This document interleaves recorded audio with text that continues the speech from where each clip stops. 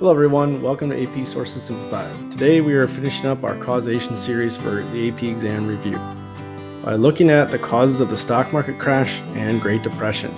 This is an enormous topic that I'm going to try and summarize. So let's get started. First, let's take a look at these two presidential quotes from before the Great Depression and during it.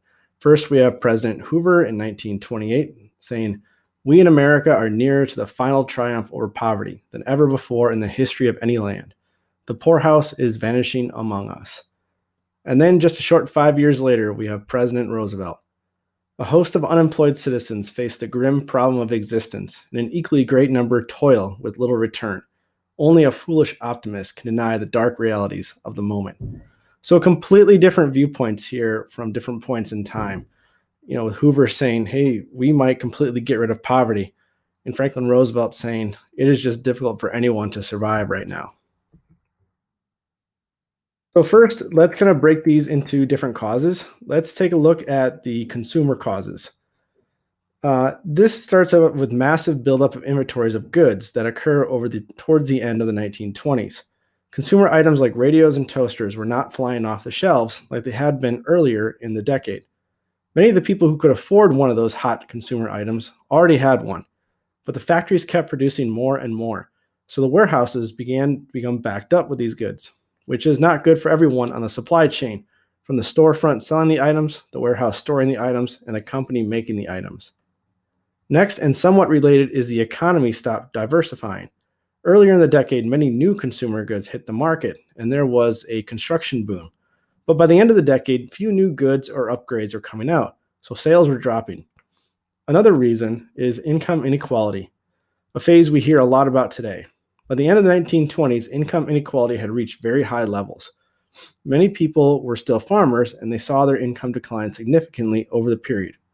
Plus, the divide between worker and management had grown as well. Now let's take a look at banking issues. Banks started to go under when faced with several issues. First were the steady stream of customers unable to pay their mortgage on their business, farm, or home. Another issue was the low amount of cash reserves banks kept on hand. They used people's savings to loan out to others. But when many bank customers want to close out their accounts or withdraw a significant amount of money, the bank cannot cover it all. Another major issue that impacted the stock market crash specifically was margin trading. Banks loaned out money to investors, and they took that money and made bets on the stock market. These bets got increasingly risky, and many of them were losing bets. Banks tried to call these loans back, which further exacerbated the market problems as a whole. A lot of money was taken out of the market in a short period of time. There were also problems on the world stage. The economies of European countries continued to improve after the devastating First World War.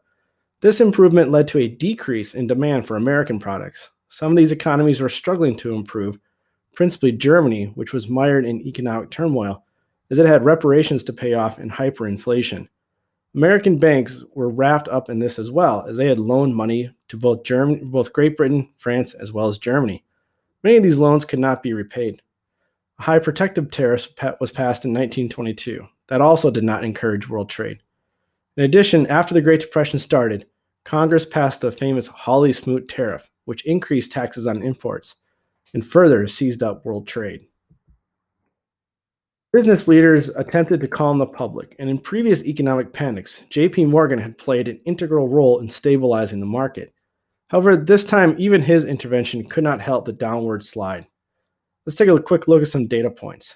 From 1929 to 33, 100,000 businesses failed, and there were 6,000 bank failures. All of the savings would be lost in those failures. And throughout the 1930s, unemployment hovered around 15 to 25%.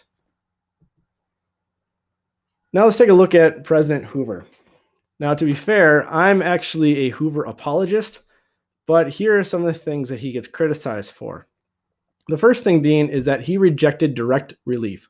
This is also called going on the government dole, or we call it today welfare, as he thought it undermined the character and rugged individualism of the American identity. He urged Americans to turn to community and church resources, Salvation Army, Community Chest, Red Cross to meet the needs of the poor. But these organizations could not cover all the problems of the Great Depression. Gradually, he did start to use federal agencies to address the issue. He met with business leaders and labor leaders to reduce layoffs and strikes. He financed federal work projects such as massive dams in the West, the Boulder Dam, the Hoover Dam, the Grand Coulee Dam. And he set up the RFC, the Reconstruction Finance Corporation, in 1932 to make loans to stimulate the economy in a trickle-down manner.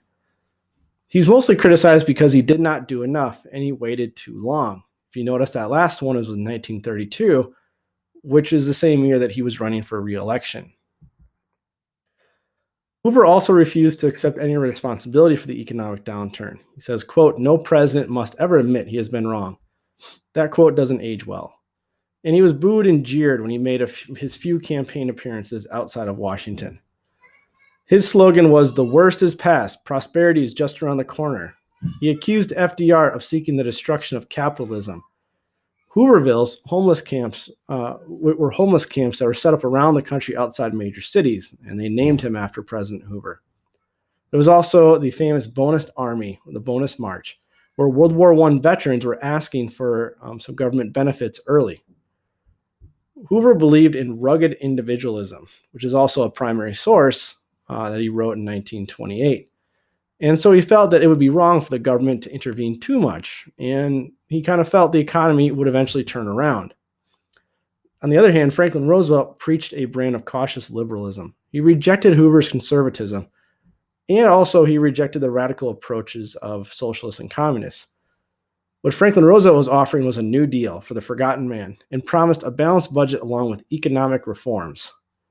His campaign slogan was, "Happy days are here again," and he signaled democratic optimism in face of economic problems. Though the party platforms were remarkably similar, Democrats supported repeal of prohibition and an increase in federal relief. FDR won 57% of the popular vote, and Democrats took control of both the House and the Senate. Following a long lame duck section period for Hoover and Republicans, after that, FDR launched his 100 days of legislative and administrative changes. He focused on three different areas: relief for the poor, recovery of the economy in the present, and reform so something like the Great Depression did not happen again. Thank you very much for watching this breakdown of the causes of the stock market crash and Great Depression. If you liked the video, please click that like button, subscribe for more AP exam review, and share with your friends.